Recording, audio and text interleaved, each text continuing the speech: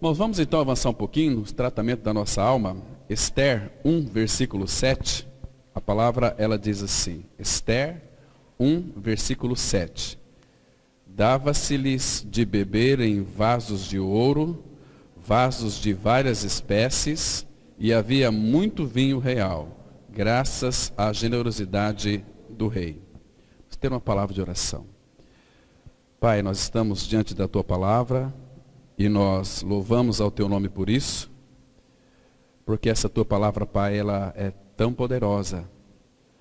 A tua palavra, ela nos regenerou, ela está nos vivificando.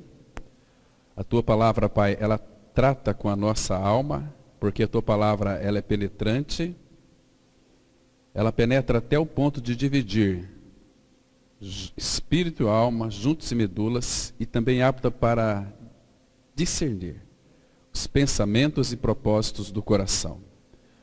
Tua palavra, Pai, quando ela penetra em nós, ela corta tudo aquilo que é da alma e coloca-se o próprio Senhor no lugar. Que nesta manhã, Pai, nós venhamos a ter uma visão adequada do tratamento da nossa alma. Nós sabemos, ó Pai, por nós mesmos e com a iluminação do Espírito, que existem áreas em nossa vida que precisam ser tratadas, para que então, desta maneira, nós possamos crescer no Teu conhecimento, debaixo da Tua graça. Pai Santo, que Teu maravilhoso Espírito nos tome nesta manhã as nossas mentes, que Teu Espírito possua o nosso coração, a nossa atenção, que sejamos, ó Pai, cuidadosos com a voz do Teu Espírito, porque Ele veio com a finalidade de anunciar Cristo para nós. E a nossa expectativa, Pai, é que pelo trabalho do Espírito, Ele borde em nós as belezas do Teu amado Filho Jesus. Entregamos nas Tuas mãos, ó Pai, esse tempo que vamos passar aqui. Rogamos, ó Pai, que Tu iluminas as nossas mentes e não permita que pairem dúvidas sobre os nossos corações. Nos dá sabedoria para compreender o que Tu dizes na Tua palavra. Em nome de Jesus nós oramos. Amém.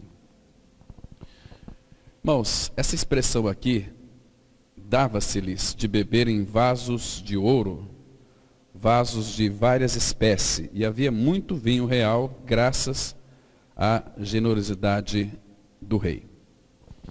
Irmãos, uma pergunta tem que ser feita e tem que ser respondida. Por que a nossa alma precisa de ser tratada? Nós já falamos algumas vezes o que é a nossa alma. É o centro das nossas emoções. Né? E uma vez que a nossa alma ela é tratada, meus irmãos, ela estará submissa ao Espírito do Senhor. Se a nossa alma não for tratada, ela sempre vai se rebelar contra o Espírito do Senhor. Ainda que seja inconsciente. Né? Pois uma alma tratada é dessa forma que nós podemos então crescer em Cristo Jesus. Para que o Espírito tenha livre acesso para trabalhar, formando o caráter do Filho em nós. Então, hoje a gente vai tratar um pouquinho da altivez da alma, da soberba. E pode ser que mais para frente no livro de Esther a gente vai voltar aqui para falar de alguma coisa sobre o tratamento da alma naquilo que concerne também a nossa língua. A mentira. Nós temos uma língua que não cabe na boca. Então, o tratamento da alma vai envolver esses aspectos também, né? Mas nós vamos aí, à medida que o Espírito Santo vai trazendo para nós entendimento sobre este livro tão precioso, nós vamos então estar passando para toda a igreja, para que nós também sejamos tratados. Nesse contexto aqui, irmãos, quando dava-lhes de beber em vasos de ouro, vasos de várias espécies, o contexto é que nessa época aqui, a Pérsia, ela era uma potência. Uma grande potência, potência mundial. E o rei Assuero, ele era como o centro desse poder. Né? Era uma das pessoas mais ricas do mundo. O rei Assuero, dentro dessa época aqui. Né? Então, este rei, ele adorava fazer alardes daquilo que ele possuía. E essa festa aqui, irmãos, foi muitos e muitos dias. 180 dias. Agora, inclusive, ele até fazia, sabe o que? Colocava na sua barba pepitas de ouro, né? Aquela barba, quando ele ia assim, sentar, por onde passava, estava nas suas barbas pendurados, assim, amarrados, aquelas diamantes, ouro. Era um rei que gostava de ostentar, né? De se exibir, de se aparecer. Essa é a nossa alma. Porque rei Assuero, né? Assuero significa a nossa alma. A nossa alma, ela gosta disso, de se exibir, de se mostrar, né? Nós necessitamos disso, de ser reconhecido, de ser visto. Todo homem, toda mulher, não regenerado, não faz outra coisa, a não ser procurar os aplausos, procurar reconhecimento, procurar ser visto, ser adorado, ser o melhor, ser o top, né? Então, essa faz parte da nossa alma, e assim era o rei Assuero. Nascemos de novo, claro que nós temos uma alma, nós somos uma alma. Agora, o espírito nosso foi regenerado pelo Espírito do Senhor, quando cremos na nossa co-crucificação juntamente com Cristo. Morremos e ressuscitamos, somos nascidos de novo, mas nós temos uma alma. E quem faz guerra contra o espírito é nós mesmos, é a nossa alma. Porque, irmãos, o Espírito de Deus, ele tem uma vontade. A vontade dele é perfeita, agradável, ela é justa. A nossa vontade, ela é totalmente distorcida, totalmente desalinhada. Por isso que a nossa alma tem que ser tratada, né? O Espírito Santo, ele começa primeiro a mostrar quem nós somos, mesmo sendo filho de Deus em Cristo Jesus.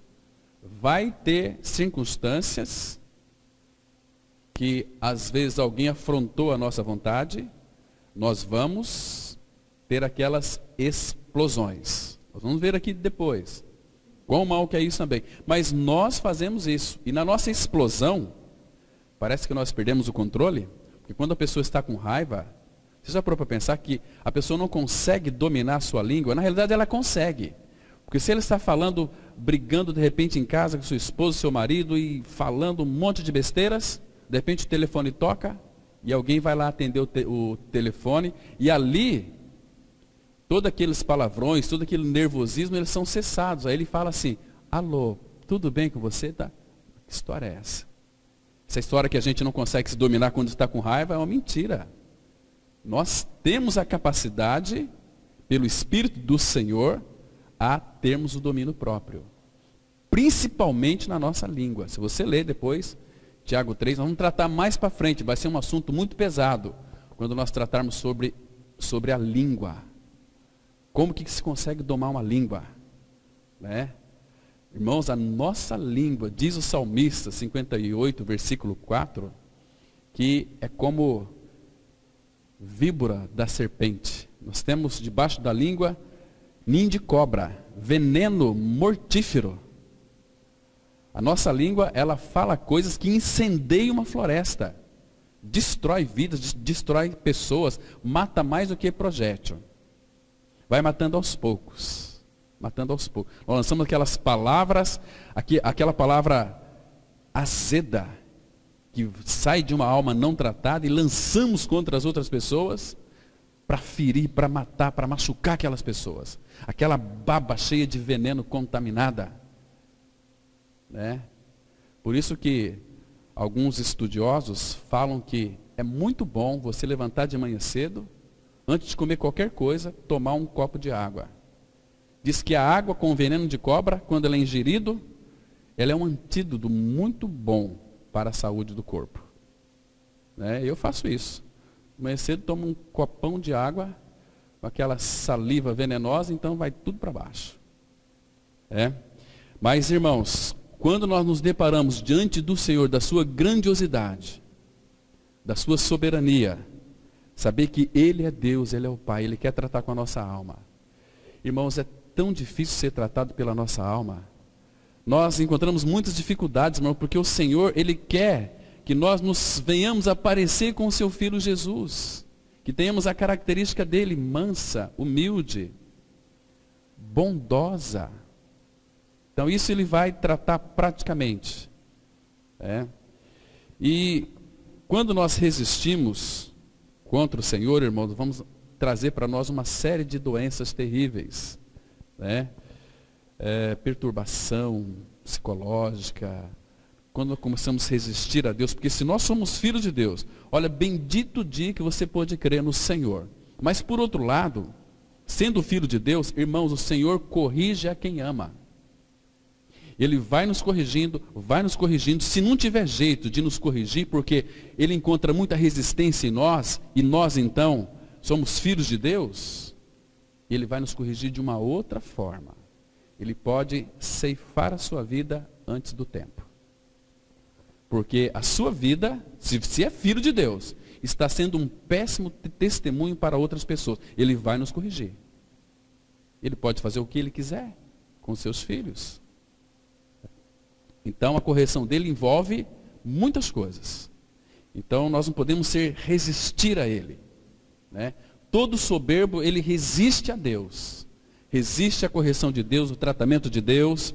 Então ele começa a ser uma pessoa doente, miseravelmente espiritual, vive uma vida totalmente subalterno aos seus gostos, às suas vontades, né? O Senhor, Ele, olha, só lembrando, Ele não é um desmancha prazer. Não é nada disso. Ele nos ama, Ele sabe que a gente precisa de divertimento, de lazer, de uma série de coisas boas, né, legítimas. Mas, irmãos, primeiro de tudo, Ele precisa tratar conosco.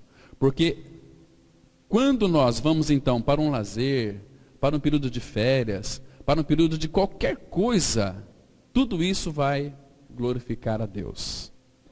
Vai glorificar a Deus. Então isso é muito importante. Então, aqui, irmãos, ele dava de beber em vasos de ouro, vasos de várias espécies, e havia muito vinho real, graças à generosidade. Essa palavra generosidade não é no sentido aqui que o rei era um generoso, mas era a vontade dele dar uma festa para que então as pessoas pudessem ver que o rei era uma pessoa maravilhosa. Isso que ele queria, né? Aqui no versículo 8 vai dizer que não havia limites para beber por ordem do rei Assuero. Que rei generoso, né? Então, não tem limites para vocês, podem beber, mas bebam à vontade. E a festa era por muitos dias, 180 dias de festa. Então, vocês poderiam beber à vontade, não faltaria o vinho, mas as pessoas bebiam em vasos de ouro. Que ostentação, né? E lá na Pérsia, nessa época aqui, as joias era símbolo de hierarquia. Até os soldados, quando iam para as guerras, eles levavam, né, ouro pendurado e colocavam nas suas espadas. Lá tinha uma fitinha de ouro, né?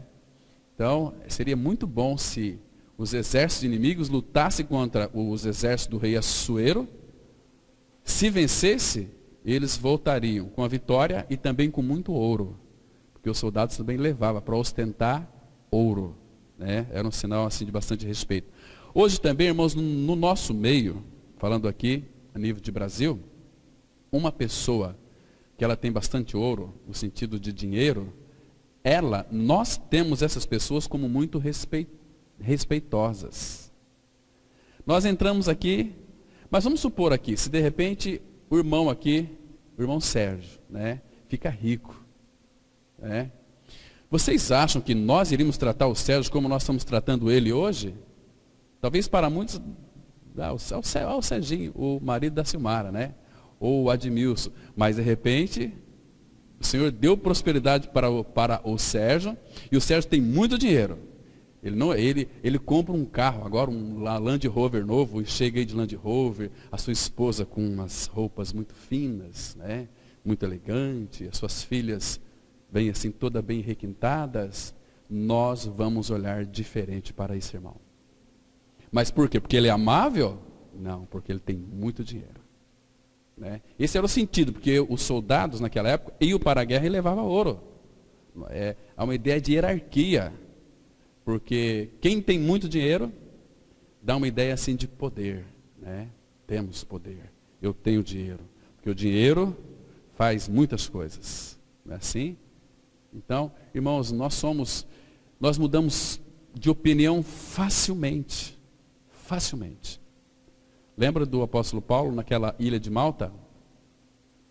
Quando o navio naufragou, eles foram para aquela ilha de Malta, e ali, de repente, Paulo foi pegar uns gravetos, estava chovendo, estava frio, uma víbora grudou ali no seu braço, e os bárbaros, puxa vida, esse homem é assassino.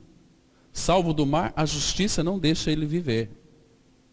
Mas Paulo pegou aquela serpente e jogou lá no fogo, e eles ficaram olhando para Paulo para ver se ele caísse duro. Mas não aconteceu nada. Depois de algum tempo, eles, mudando de parecer, disseram: este homem é um Deus. É um Deus. Muda de opinião facilmente. Assim é uma alma não tratada. Ela crê uma coisa hoje e amanhã ela já não está crendo. Muda de opinião assim tão facilmente. Assim é a nossa alma, quando não é tratada.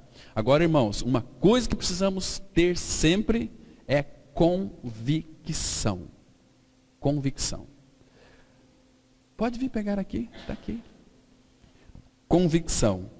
Por isso, irmãos, eu tenho ficado muito assustado, né? Nesses últimos dias que antecedem a volta de Cristo. Talvez aqui ninguém vai falecer sem que Cristo volte, ou talvez faleceremos todos, né? Mas Jesus está às portas.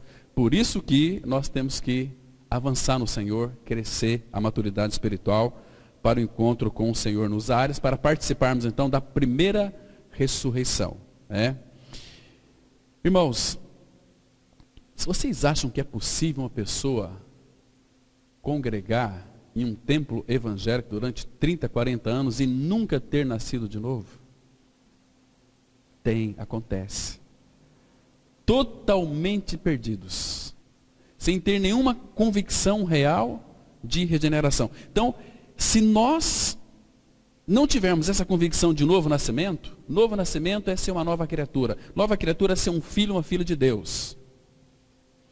E, com a ajuda do Senhor, domingo que vem nós vamos tratar, irmãos, vamos parar um pouquinho, Esther, vamos pegar pelo menos 2 domingos para nós ministrar a palavra de uma maneira bem evangelística, para que, se alguém ainda não tenha convicção do seu novo nascimento, da sua salvação, vai sair daqui, se o Espírito falar ao seu coração, tendo certeza da salvação. Porque uma vez que cremos, que morremos e ressuscitamos com Cristo, Cristo é a nossa vida, a palavra fala: aquele que tem o Filho tem a vida, quem não tem o Filho de Deus não tem a vida. E João, escrevendo para a igreja, ele disse o seguinte, 1 João 5,13: estas coisas vos tenho escrito para que saibais que tendes a vida eterna, a vós outros que credes em o nome do Filho de Deus.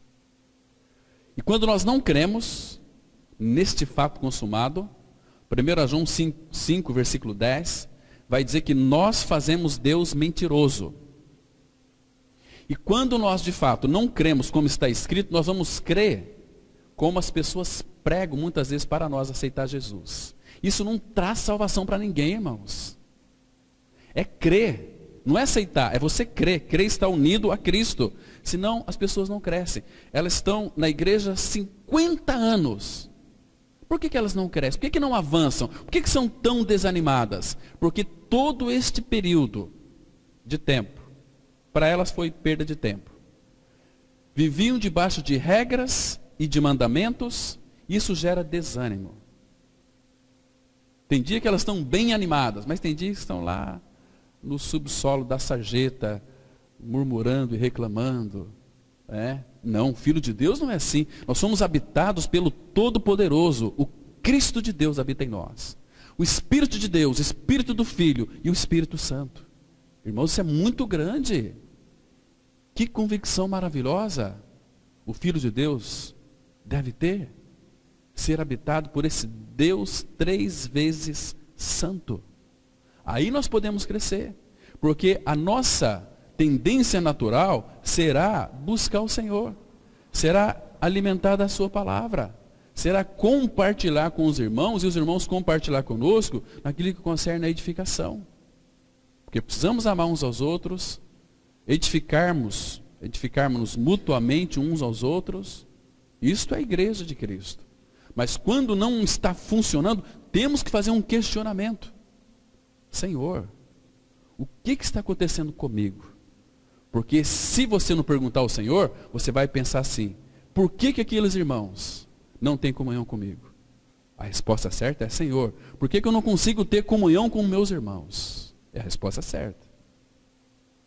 A pergunta certa, aliás. E o Senhor vai lhe mostrar, tratando com a nossa alma. Então, irmãos, aqui o rei, quando ele dava de beber em vaso de ouro, ele estava fazendo o quê? Ele estava ostentando, estava se exibindo, estava mostrando. Olha, a opulência e a soberba e os prazeres, sabe o que traz para a vida de uma pessoa? Opulência, a soberba, a altivez de espírito e os prazeres que tudo isso proporciona, no caso do rei Assuero aqui, sabe o que traz? Traz pobreza. Vamos ver um texto. Provérbios capítulo 21, versículo 16 e 17. Nós podemos ler a palavra de Deus com liberdade, graças ao Senhor. Provérbios 21, versículo 16 e o 17. Olha o que a Bíblia diz de uma forma tão clara, tão objetiva, tão simples para todos nós. A palavra diz assim, olha: o homem que se desvia do caminho do entendimento, na congregação dos mortos repousará. Observe aqui, que é nossa responsabilidade então conhecer o Senhor pela sua palavra. Agora, olha o versículo 17. Vamos comparar aqui com o rei Assuero. Quem ama os prazeres, empobrecerá. Quem ama o vinho e o azeite, jamais enriquecerá. Mas o rei Assuero, ele era muito rico.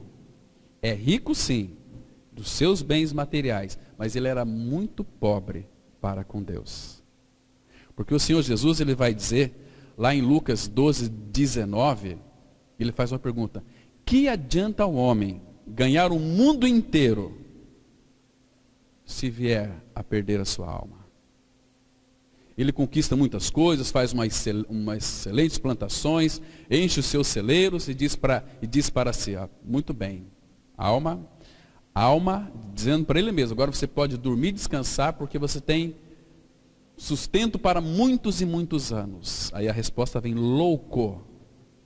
E se te pedirem a tua alma nesta noite, o que tens, para quem será? Para quem será? É? Queridos, então essa é uma presunção que precisamos tratar também, porque todos nós queremos uma vida melhor, não é assim? Queremos uma vida melhor, uma vida mais cômoda, uma vida... E quando fala queremos uma vida melhor, nós vamos nos dedicar para esta vida melhor. Nós vamos correr em busca de um Deus chamado Mamon. Nós vamos nos dedicar a Mamon. Queridos, temos que trabalhar para ganhar dinheiro, sim. Mas aí também entra a questão da soberba, da altivez de espírito. Porque Jesus, ele disse, foi muito claro: vocês não podem servir a dois senhores. O diabo não é Senhor. Senhor é Cristo e o dinheiro, Mamon. Então, vamos parar para pensar aqui. Para quem que nós estamos nos dedicando mais? Para quem a gente se dedica mais, é para quem nós estamos servindo. Se estamos dedicando mais a Mamon, estamos servindo a Mamon. Podemos servir ao Senhor na mesma proporção. Agora, nós podemos servir a Cristo em nosso trabalho? Claro que sim. Efésios capítulo 6 vai mostrar de uma forma tão clara para nós, que não é para nós servir à vista.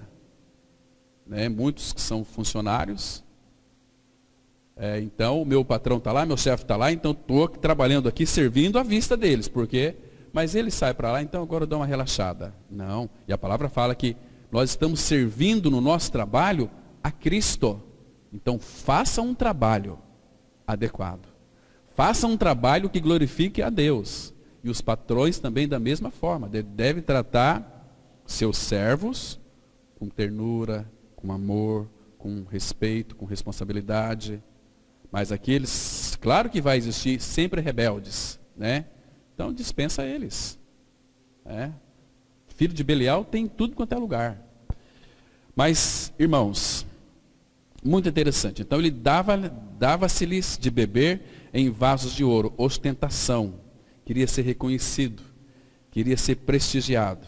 Então nós vamos avançar aqui, caminhar um pouquinho dentro deste assunto da altivez. O que se observa é que o local todo do banquete foi preparado de maneira a suscitar nas pessoas um sentimento de admiração ao rei.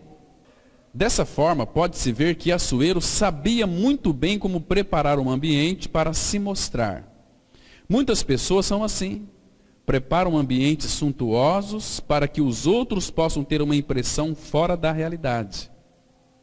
Conosco também não é diferente, pois fingimos ser o que jamais fomos e vivemos na hipótese apolínea da perfeição. Essa palavra apolínea, ela significa belo, aquilo que é suntuoso, aquilo que é formoso. Nós gostamos disso. Somos sapos enlameados com a pretensão de viver como príncipes encantados. Irmãos, eu coloquei de colocar aqui, porque essa frase aqui não é minha.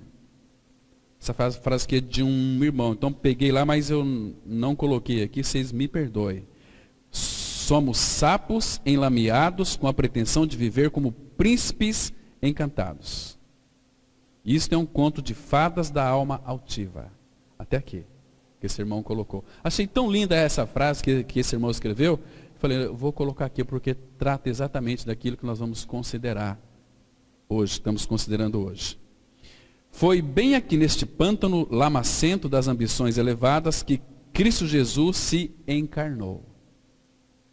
Vocês sabem, irmãos, que no Salmo 40, versículo 2, a palavra fala que nós fomos tirados de um tremedal de lama, lama do pecado. Vocês imaginam, irmãos, Deus que é santo, puro, quando ele se fez carne, para onde que ele veio? Para este pântano de pecado, onde que nós estamos. Mas só que nós nascemos neste pântano e nos adaptamos neste pântano e achamos que este pântano é o melhor lugar de todo o universo para nós vivermos. E Cristo veio mostrar para nós que não é, que ele tem algo melhor, algo que é incomparável.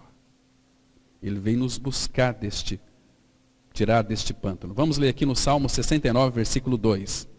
Estou atolado em profundo lamaçal, que não dá pé. Estou nas profundezas das águas e a corrente me submerge. De quem que é essa voz aqui, irmãos? Esse Salmo 69 é um salmo messiânico. De quem que é essa voz aqui? De Cristo. Veja aqui. Estou atolado em profundo lamaçal. E pelo fato dele ter se atolado nesse profundo lamaçal, foi com uma finalidade. Abra aí no Salmo 40, vamos ler o versículo 2, irmãos. Então, quando fala que estou atolado, não é eu e você. Nós estamos muito mais para baixo. Estou atolado aqui é Cristo falando. Estou atolado em profundo lamaçal que não dá pé. Imagina a profundidade que é o nosso pecado. Porque o pecado, como diz o apóstolo Pedro, é insaciável. A pessoa peca e não se sacia. O pecado não sacia a pessoa. Traz prazer, mas é prazer transitório. E no Salmo 40, versículo 2, vamos comparar. Nós temos que, para entender, colocar esses dois versículos juntos. Aqui no Salmo 69, 2 é a voz de Cristo, a voz do Filho. Ele diz assim, estou atolado em profundo lamaçal que não dá pé. Estou nas profundezas das águas e a corrente me submerge. Ele veio aqui, ele se atolou seus pés nesse profundo lamaçal, para quê? Salmo 42 diz assim, tirou-me de um poço de perdição, de um tremedal de lama, colocou-me os pés sobre uma rocha e me firmou os passos. Está vendo? Então, quando Cristo se encarnou, irmãos, ele veio para esse pântano, para esse atoleiro do nosso pecado.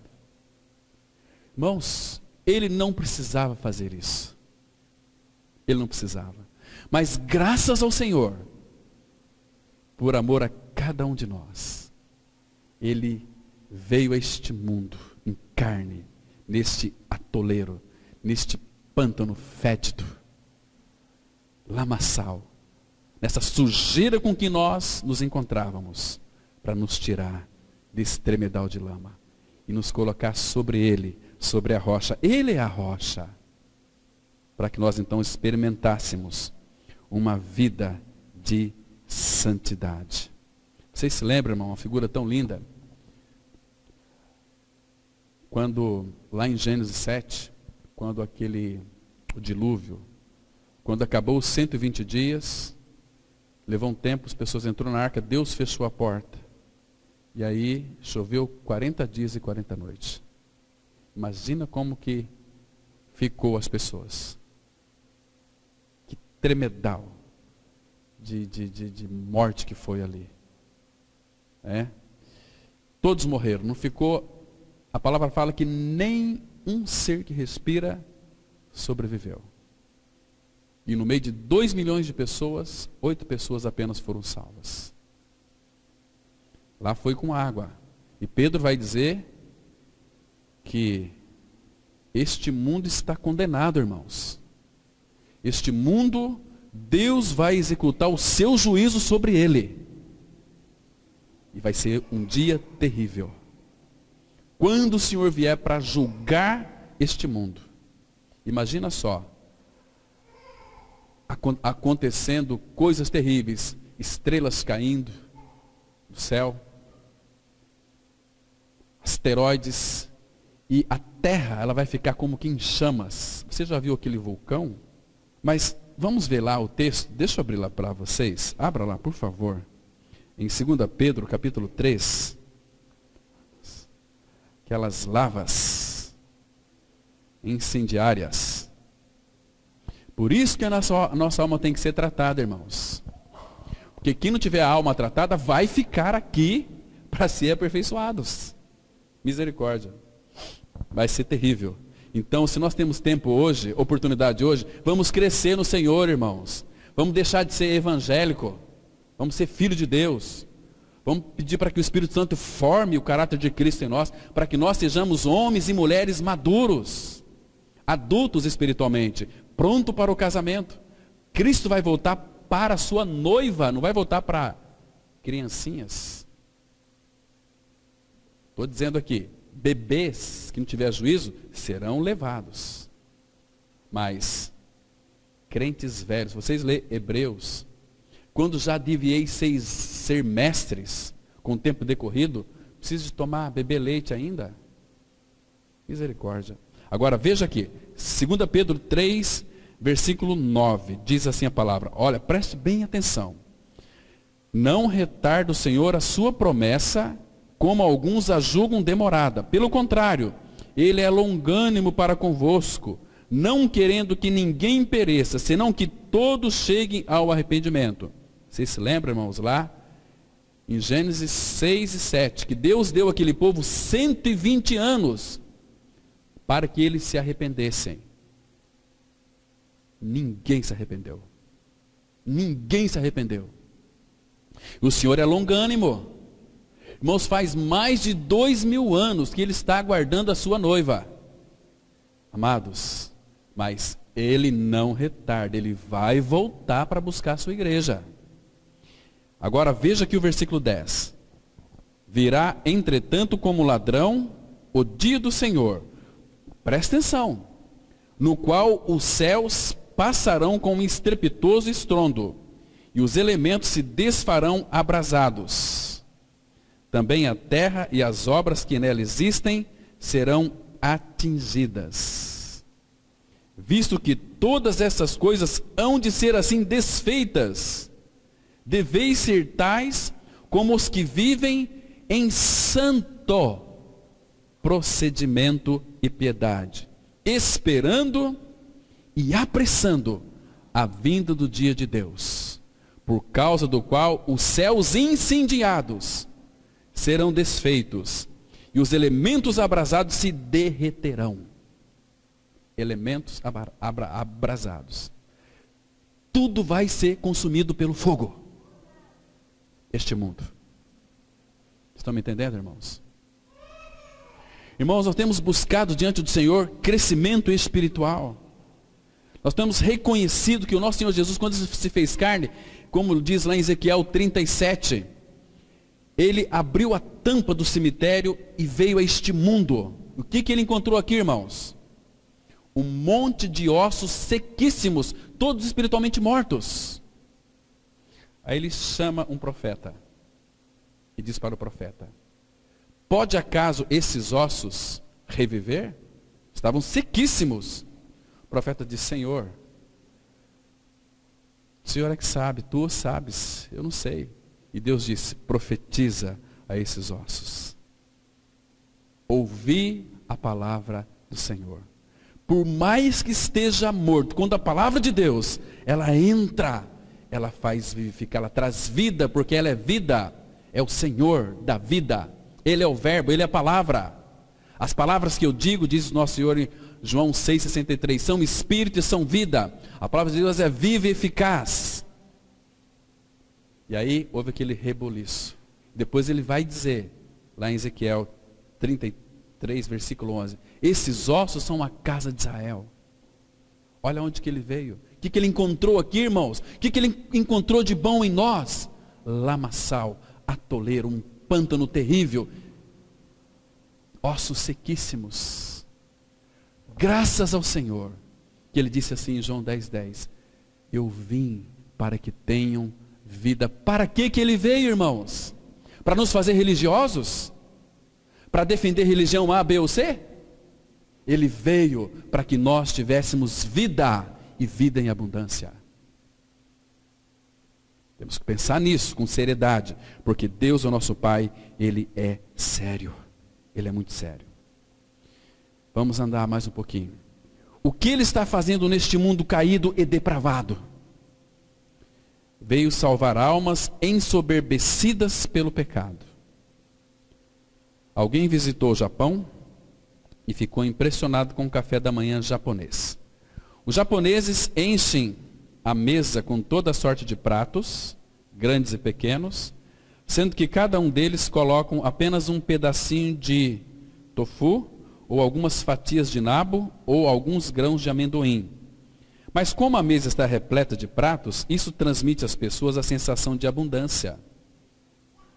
Ora, as pessoas querem tomar café e não apreciar pratos. No entanto, muitas vezes, essa é a impressão mais profunda que as pessoas trazem. Percebe? Falei com a irmã, que recentemente mudou para Campo Grande, frequentou conosco aqui há algum tempo, né? Alguns irmãos conhecem. Ela disse assim que o café japonês é exatamente isso. Enche as mesas de prata, mas coloca aqui um pouquinho de amendoim aqui e tal, etc. Fica repleto de... Quem vê, nossa, que mesa farta de pratos. Mas o conteúdo é muito pequeno. Né? Isso é para ostentar. Não é assim? Você vai, por exemplo, numa casa aqui de uma pessoa que é bem rica, para almoçar junto com ele na casa deles, você vai comer muito pouco. Mas se eu for na casa de um pobre, você vai comer frango com panela, carne com batata, tutu de feijão, sai de lá, mas hoje eu almocei bem, fazia tempo, né? Ovos fritos, e ele não sabe o que fazer para te agradar, né? E quando você precisar de ajuda, não vai pedir para um rico não, vai pedir para um pobre, porque o pobre sabe o que é padecer necessidade. Quando alguém está precisando de alguma coisa, ele vai dar e dá até a roupa dele, porque tem um prazer, tem alegria, porque ele sabe o que é padecer. Sabe o que é sofrer? Assim é o nosso Senhor. Ele se fez pobre por amor a vós, para que nós nele vos tornássemos ricos. Que bendito Senhor nós temos, irmãos. Que maravilha. E Ele quer tratar com a nossa alma. Então, soberba é algo terrível que a nossa alma tem. Estamos impregnados de soberba, mas o Espírito Santo de Deus quer tratar isso conosco. Agora a pergunta é, nós queremos ser tratados? Eu sou o melhor, né? Eu sou o melhor. Nós corremos atrás do pódio, né? O Tite, ele fez uma seleção começar agora semana que vem, mas ele escolheu os piores jogadores do mundo, né? Os brasileiros, os piores jogadores, não, escolheu os melhores.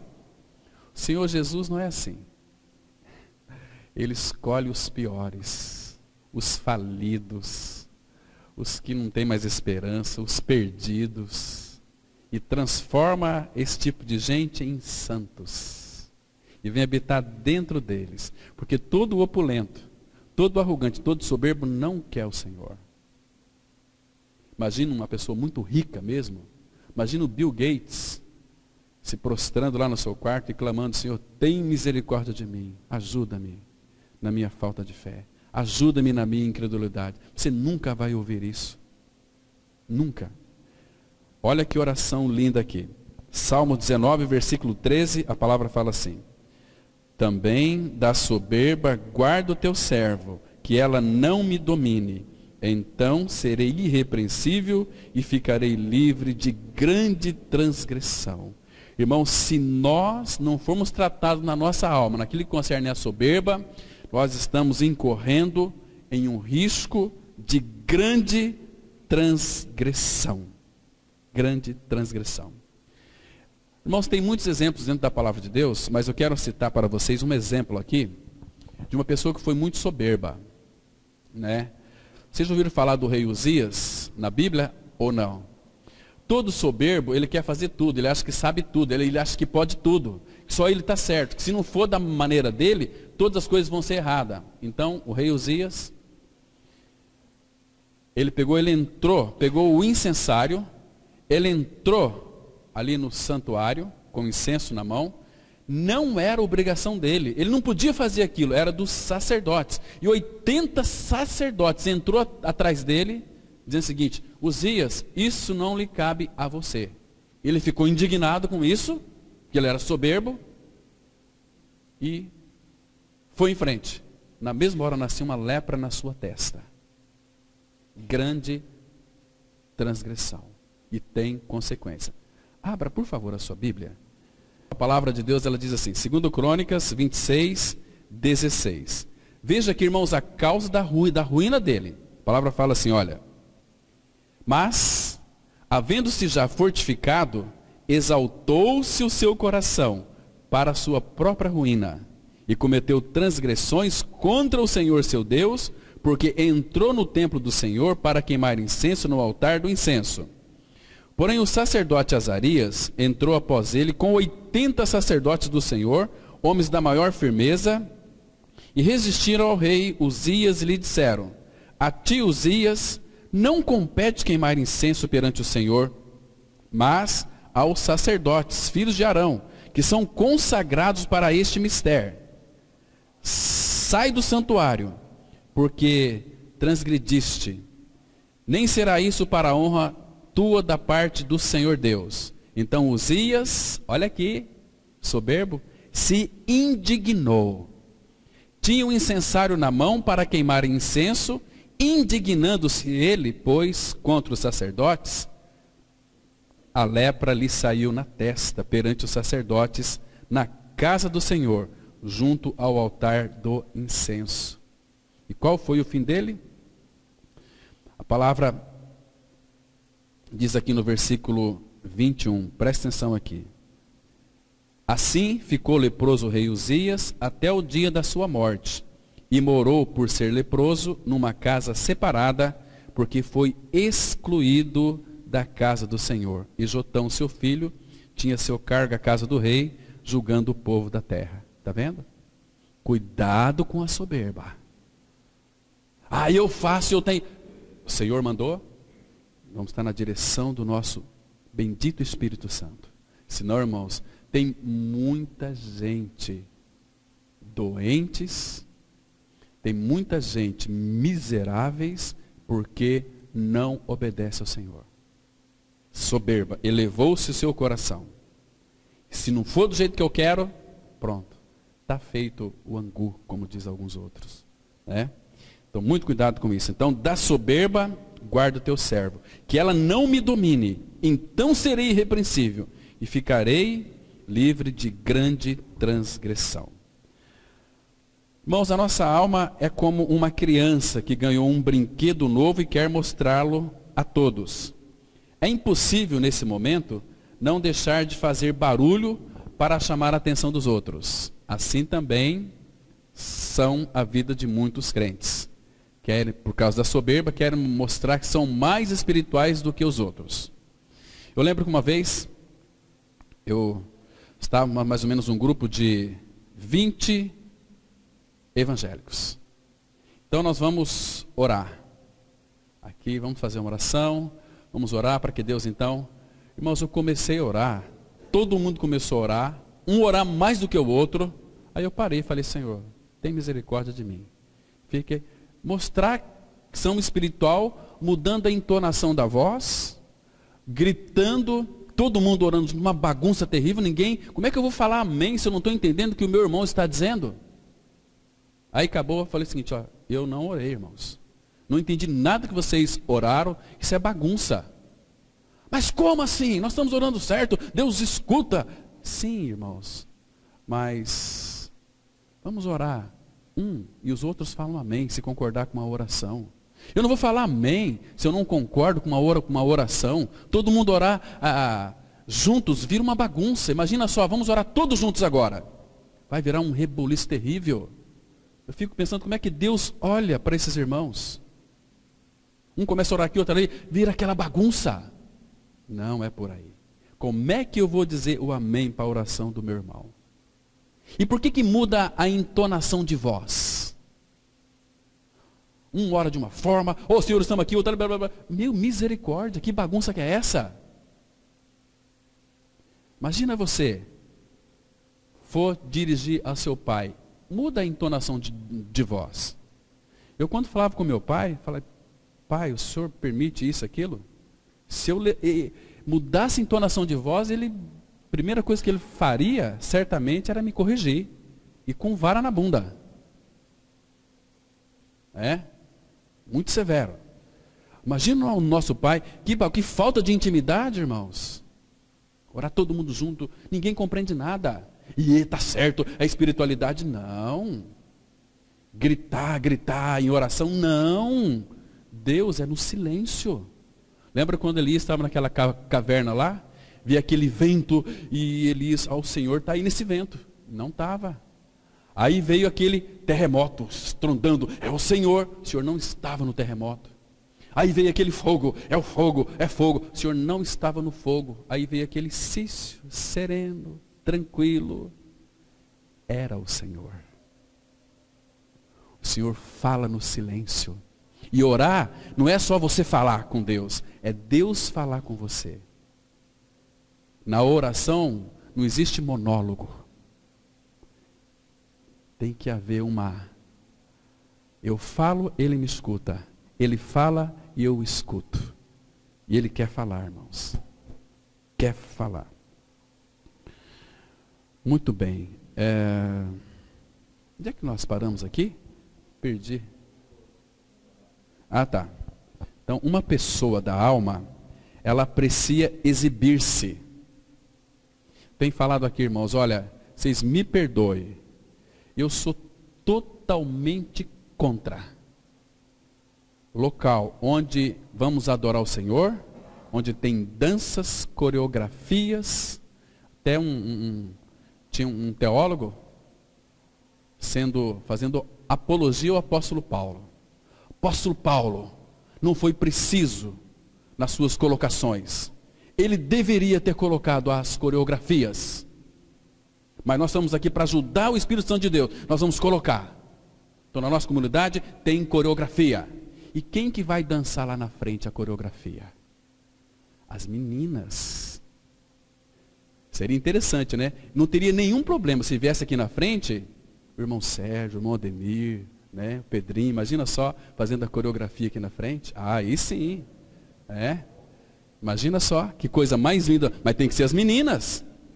Leva para cima, assim, gente, Deus não está nisso, isso não é adoração. Tem que louvar o Senhor com dança, sim, tem, mas não dessa forma. Lugar de adoração ao Senhor.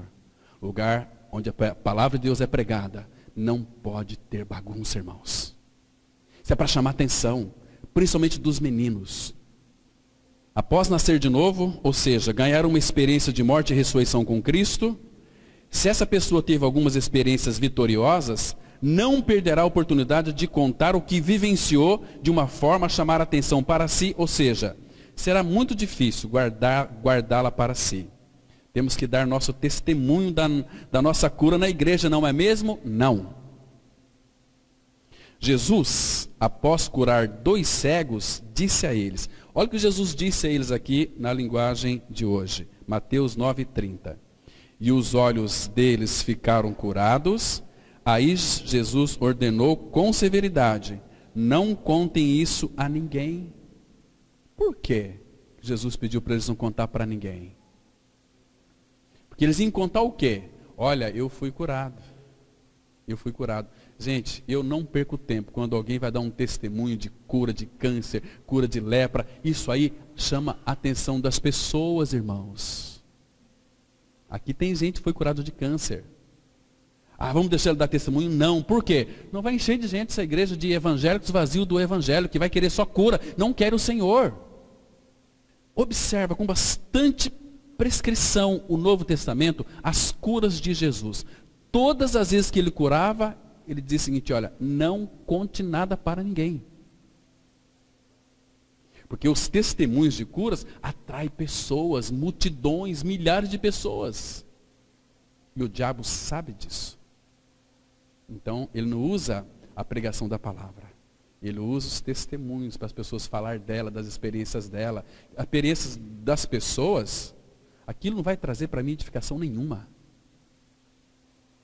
Aquilo lá não vai mudar em nada a minha vida com o Senhor. Se tem só a igreja, filhos de Deus, irmãos que creram, podemos dar o nosso testemunho sim.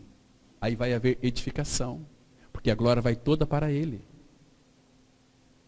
Vocês estão me compreendendo, irmãos? Quer ver só? Abra aí. Jesus, quando curava, ele advertia as pessoas. Um leproso em Marcos, capítulo 1, versículo 40. Vou mostrar alguns textos para os irmãos, para vocês terem uma ideia. Aqui uma outra situação, quando Jesus curou um leproso. Evangelho de Marcos, capítulo 1, versículos 40 em diante. Diz assim a palavra. Evangelho de Marcos, capítulo 1, versículo 40.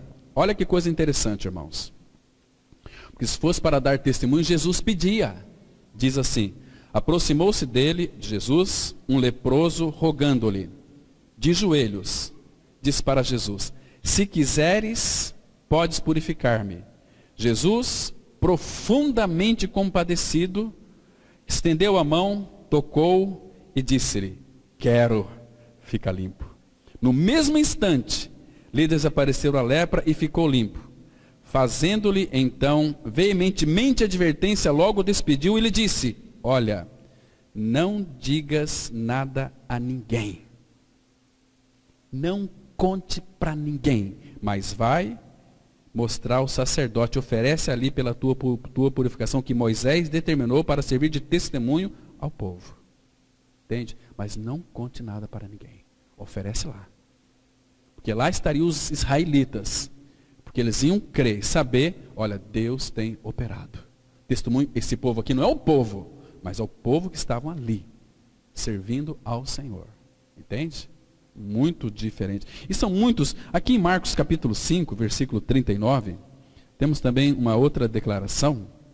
Marcos 5, 39. Ao entrar, lhes disse, aqui Jesus está dizendo, por que estáis em alvoroço e chorais? A criança não está morta, mas dorme. E riam-se dele.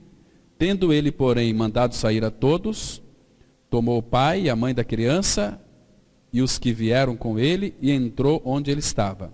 E tomando-a pela mão disse, Talita cumi, que quer dizer, menina, eu te mando, levanta e anda. Imediatamente a menina se levantou e pôs-se a andar, pois tinha 12 anos. Então ficaram todos sobremaneira admirados.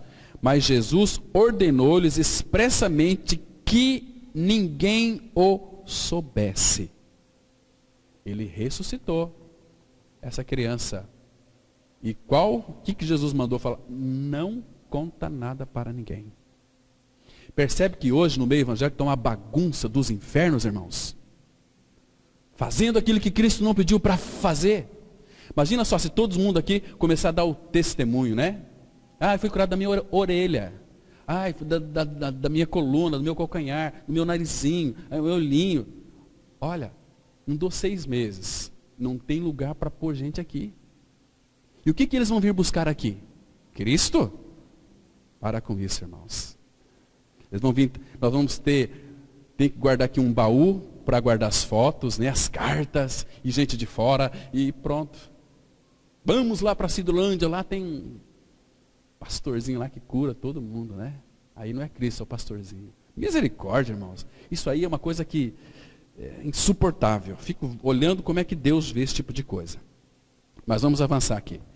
O homem carnal não pode ter experiências espirituais porque irá querer expô-las para que todos saibam. Como vemos, essa é a expressão da alma. O homem natural quer que os outros o vejam, pois gosta de ser o centro das atenções. Mas quem de fato tem riquezas espirituais, assemelha-se a uma pérola que espera silenciosamente pela pessoa que a busca. Entende? Amados, não devemos nos precipitar, mas considerar que o Senhor é bom, principalmente para quem nele espera. Lamentações 3:25, a Bíblia diz assim: bom é o Senhor para os que esperam por ele, para a alma que o busca. Está vendo aqui? Esperar pelo Senhor. Se você é uma pessoa preciosa aos olhos do Senhor, todo filho de Deus é especial. Propriedade peculiar, é especial. Nós não éramos nada disso, éramos menos do que nada. Éramos umas porcarias, mas hoje Ele nos fez especiais. Temos um tesouro em nosso interior, temos Cristo, a vida de Cristo em nós. Irmãos, mas se você é um filho ou filho de Deus em Cristo Jesus, quando Ele precisar de fazer a obra em alguém que é filho dele, Ele vai indicar o Senhor no coração daquela pessoa, você. E a pessoa vai até você, porque você é essa pérola preciosa dele. Entende? Você vai ter sabedoria para edificar a vida daquela pessoa. Porque o que as pessoas precisam é de Cristo, e nada mais do que isso. Porque Cristo, Paulo fala que Ele é tudo em todos. Cristo é tudo. Então, bom é esperar. Até a salvação é em silêncio. Quando a gente prega para uma pessoa, a gente quer que Deus já faz a obra. Quem vai fazer a obra é Ele, nós temos que ir pregar. Ele não mandou a gente salvar ninguém. Pregai o Evangelho. Quem que vai fazer essa obra? E eu sei que eu vou ter que orar. A palavra fala assim, que em Isaías 64, versículo 4, que Deus, Ele trabalha para aquele que nele espera. Agora, irmão, se eu preguei para uma pessoa, estou orando por aquela pessoa, tem que acompanhar aquela pessoa, então sabe o que eu tenho que fazer? Abra lá em Lamentações, vamos ver um texto aqui. Lamentações, capítulo 3, 3:26. Bom é aguardar a salvação do Senhor. Bom é aguardar, e isso em silêncio. Silêncio, espera nele. Espera nele. Então, bom é o Senhor para os que esperam nele. Né? Você pode ler depois o Isaías 30, a partir do versículo 15, você vai ver como o Senhor é paciente, como Ele ama aqueles que esperam nele, né? Muito interessante, mas vamos avançar um pouquinho mais aqui. Em Isaías 6, está escrito que os serafins são como os anjos, porém têm 6 asas. Os serafins pertencem à primeira esfera da hierarquia angelical. Sua posição está próxima de Deus e desempenham suas funções diante do Pai. É interessante observar que eles utilizam 2 asas para cobrir o rosto, a fim de que ninguém veja sua beleza. Outras 2 para cobrir os pés, para que seu serviço não seja visto, e 2 para voarem. Então aqui podemos ver o quão grande a diferença entre o que é espiritual e o que é da alma. Vamos ler primeiro esses 2 versículos, Isaías 6, versículo 2 e 3, a palavra fala assim: serafins estavam por cima dele, cada um tinha 6 asas, e com 2 cobria o rosto, com 2 cobria os seus pés, e com 2 voava, e clamavam uns para os outros, dizendo: Santo, Santo, Santo é o Senhor dos exércitos, toda a terra está cheia da sua glória. Irmãos, esses serafins que tinha 6 asas, com 2 cobriu o rosto, por quê? Lembra que ele estava em cima do Pai, diante do Pai, na frente do Pai. Imagina como era o esplendor desses serafins. Deus é luz, e não há nele trevas nenhuma. Então imagina como que, quando Isaías viu o Senhor assentado no alto e sublime trono, o que Isaías viu? Ele falou dos serafins, ele viu esses serafins aqui. Tinha 6 asas, mas com 2 cobriu o rosto. Por quê? Porque, irmão, imagina só, se esses anjos não tivessem o rosto coberto, quão lindo seriam esses anjos aos olhos de Isaías. Puxa, eu vi os anjos, são igual a Deus, são cheios de glória. Então eles cobriam o rosto. E eles diziam, santo, santo, 3 vezes santo. Porque estava ali o Pai, estava ali o Filho, estava ali o Espírito Santo. Santo, santo, santo é o Senhor. Nós somos só apenas servos. Cobriam o rosto, para que a glória do Pai não fosse refletida neles. Isaías ficasse impressionado. Então Isaías diz, eu vi o Senhor. Vi os anjos, mas com o rosto coberto. Como que Moisés desceu do monte, 40 dias diante do Senhor. Como é que estava o rosto dele? Brilhando. Ele nem percebia. O povo, o que aconteceu com Moisés? Olha que lindo que está Moisés. Né? Então aqui, irmãos, cobriu o rosto para que Isaías não visse o reflexo da glória de Deus. E com 2 cobria os pés. Cobrir os pés é o nosso andar, é o nosso serviço. Porque quando nós estamos servindo ao Senhor, nós não podemos ser vistos. As pessoas têm que ver em nós Cristo. Cristo. E aí, lembra aquele texto lá de 1 Coríntios 10, 31? Quer comais, quer bebais, façais qualquer outra coisa, fazei tudo para a glória de Deus. Mas infelizmente, irmãos, o que as pessoas têm visto hoje no trabalho do Senhor é nós. Não é o Senhor. É nós. Nós gostamos de aparecer. Não é assim? Que coisa triste. E esses anjos aqui, esses serafins, nós também vamos vê-lo. Porque eles estão lá. Se você ler depois, Apocalipse capítulo 4, versículo 8, você vai encontrar ali. João, quando estava na ilha de Patmos, ele também viu esses mesmos serafins ali, diante do trono da majestade santa. Vamos avançar. Então, irmãos, a soberba procede de uma avaliação falsa a respeito de nós mesmos. Cuidado, eu sou melhor do que os outros, né? Irmãos, todos nós somos feitos da mesma matéria-prima, de argila, de barro, humus, né? Mas nós temos uma avaliação muito elevada de nós mesmos. É isso aqui que é a nossa desgraça, né? O orgulho leva as pessoas à destruição e a vaidade a faz cair na desgraça. A soberba transformou um anjo de luz em demônio. Por causa da soberba, Deus expulsou Lúcifer do céu. Deus resiste aos soberbos. Ele declara guerra aos orgulhosos e humilha os altivos de coração. O reino de Deus pertence aos humildes de espírito e não aos orgulhosos de coração. Está escrito em Provérbios 16, versículo 18. A soberba precede a ruína, e a altivez do espírito a queda. Primeiro a soberba, pode ter certeza, vai ter queda, porque a soberba precede a ruína. Então tem tantos textos, Provérbios 18, 12, vai mostrar que o nosso coração não foi trocado. Você se lembra quando aquele soberbo filisteu chamado Golias, né? Quando ele olhou para Davi, quando olhou para aquela figurinha toda estranha ali, né? Aquele baixinho, aquele menino, Dudu, me ajuda aqui, sardento, fala, sarnento, sardento, né?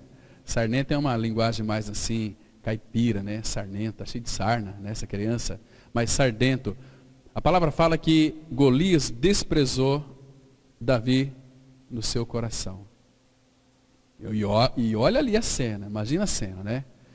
Por acaso eu sou um cão morto para você vir a mim com um pau, com esse estilingue na tua mão aí? Sou um cão morto? Olha, meu amigo, você afrontou o rei dos exércitos. Você afrontou, eu vim aqui para lutar contra você. Imagina a soberba daquele gigante. Misericórdia. E graças a Deus que ele era bem grande, né? Bem grande. Então Davi não teve dificuldade. Ele estava armado com aquelas maduras, né? E ele pegou uma pedrinha do seu embornalzinho e vup, vup, vup, vup, pá, bem na testa. O gigantão caiu. Davi foi lá, pegou a espada dele com dificuldade e cortou o pescoço do gigante filisteu Golias. Gente, Deus vence até com uma formiga. Deus vence qualquer exército até com uma formiga. Começaram a rodar em volta do muro de Jericó. Esse povo tá louco, mas aí caiu tudo, começou a ruir as muralhas. Meu irmão, Deus, ele nunca perdeu uma batalha. Qual batalha que ele perdeu? E esse Deus que não perdeu nenhuma batalha, ele é por nós. Quem será contra nós? Quem será contra nós? Então, irmãos, cuidado com a soberba. Vamos avançar. Salvação da alma é um processo permanente, onde o Espírito Santo age e a alma encarnada reage voluntariamente em viva obediência. Não se trata de uma ação unilateral, como no caso da vivificação do Espírito, mas numa coparticipação do regenerado, espiritualmente salvo, com o Espírito Santo de Deus, no propósito da purificação de todo o lixo acumulado na memória de sua alma em todo o tempo de sua história. Isso é salvação da alma. É a nossa obediência à palavra de Deus que nossa alma será purificada, para então vivermos a vida cristã amando nossos irmãos. Irmãos, entenda uma coisa.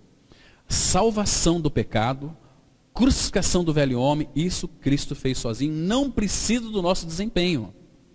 Basta eu crer que eu fui atraído, crucificado, morto, sepultado, ressurreto com Cristo. Eu sou um filho de Deus. Mas agora a nossa alma, ela é sinergética. É Deus e eu. É você e o Pai. Ele conquistando a tua alma que vai salvar a sua alma. Né? E a gente vai ver aqui que é pela obediência à verdade. Compreende? A obra da cruz, ela é energética, é um só fazendo, o Pai fazendo. Mas na salvação da alma é sinergética, é o Pai e eu respondendo, é o Pai fazendo e eu respondendo.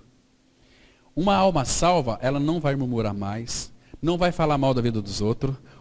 Sério, deixa para o dia da mentira, para o dia quando for tratar da língua. Nós vamos aqui amarrar o burro bem curtinho. Mas aqui, 1 Pedro 1,22 diz assim: tendo purificado a vossa alma pela vossa obediência à verdade, tendo em vista o amor fraternal não fingido, amai-vos de coração uns aos outros ardentemente. Primeiro, tendo purificado a vossa alma. Mas nós não somos salvos em Cristo Jesus? Somos. Mas a nossa alma, ela vai ser purificada e precisa ser purificada pela nossa obediência à verdade. Uma alma conquistada é uma alma que obedece ao Senhor, porque tem prazer nele. Qual que é a finalidade? É o amor fraternal. Fraternal amor entre irmãos, não fingido. Porque se uma alma não tratada é uma alma que não foi purificada. Então, é filho de Deus, mas o amor que ela tem um pelos outros é um amor fingido. É amor, você lá e eu aqui. Compreende, irmãos? Não é aquele amor de fraternal. Ardentemente. E o que vai limpar é a palavra que fala assim. Jesus falou lá em João 15, né? Versículo 3. Vós já estáis limpos pela palavra que vos tenho falado. Porque ele diz, pois mais para frente, vocês são meus amigos, se fizerdes aquilo que eu vos amo. Tem muita gente aí falando, Senhor, Senhor, Senhor, mas não faz a vontade do Senhor. O que é isso? Simplesmente crente, evangélico, não é filho de Deus. Quando nascemos de novo, nossa primeira parte, nosso espírito é salvo. Presta atenção. Novo nascimento é que vai tratar da primeira parte de nós, que é o espírito, que é salvo. No futuro, quando Jesus voltar em glória, nossa terceira parte, nosso corpo será salvo. Redenção do nosso corpo. Isso já está garantido. Mas hoje, Deus está fazendo um trabalho contínuo em nossa segunda parte, ou seja, nossa alma. E esta etapa é sinergética, isto é, Deus e o cristão trabalham juntos. O plano de Deus é substituir, pouco a pouco, nossa vida terrena e corrupta por sua gloriosa vida eterna. Isto é o que o termo salvação da alma quer dizer. O meu espírito é salvo porque Jesus negou a si mesmo. A alma é salva por eu negar a mim mesmo. Vamos ler aqui Lucas 9, versículo 23, que diz assim: Dizia a todos, se alguém quer vir após mim, a si mesmo se negue, dia a dia tome a sua cruz e siga-me. Então, o apóstolo Paulo, ele interpretou esse versículo para nós aqui, em um versículo muito lindo. Você se lembra lá de Tito, capítulo 2, versículo 11, que nós temos suporte da graça. E a Bíblia, ela vai dizer assim, só para mostrar para vocês que eu lembrei desse texto agora, quero colocar aqui para vocês, é o mesmo versículo, irmãos, mas de uma forma bem mais acurada, bem mais interessante. Tito, capítulo 2, versículo 11 e 12, a palavra fala assim: Porquanto a graça de Deus se manifestou salvadora a todos os homens. Já se tornou salvador a todos os homens. Agora veja aqui o versículo 12. Educando-nos para que, renegadas, a palavra renegadas aqui no grego é renúncia, renunciada, para que, renegadas a impiedade e as paixões mundanas, vivamos no presente século sensata, justa e piedosamente, aguardando a bendita esperança. Percebe aqui? A mesma palavra, negar a si mesmo, né? E dia a dia tomar a nossa cruz e seguir o nosso amado Senhor. Então, irmãos, quanto o Senhor precisa nos conquistar a nossa alma, quando nós de fato obedecermos a Ele, sem nenhuma restrição, sem nada que nos se interpõe, aí sim podemos ser um homem, uma mulher maduro. A gente vai futuramente pegar o apóstolo Paulo, um homem muito maduro, para a gente verificar o que significa ter uma alma tratada diante do Senhor. Amém. Vamos orar. Pai, obrigado pela tua palavra, tão esclarecedora, tão preciosa. Rogamos ao Senhor, ó Pai, que tu a imprimas em nossos corações, para que a nossa mente, Pai, nossa vontade, os nossos desejos sejam encharcados com essa palavra. Pai, que o nosso coração seja saturado pela tua palavra, porque não vai haver mais outra coisa a não ser a tua palavra. Tua palavra, Pai, ela é poderosa para purificar a nossa alma. Por isso operas em nossas almas, por misericórdia. Em nome de Jesus nós oramos agradecidos. Amém.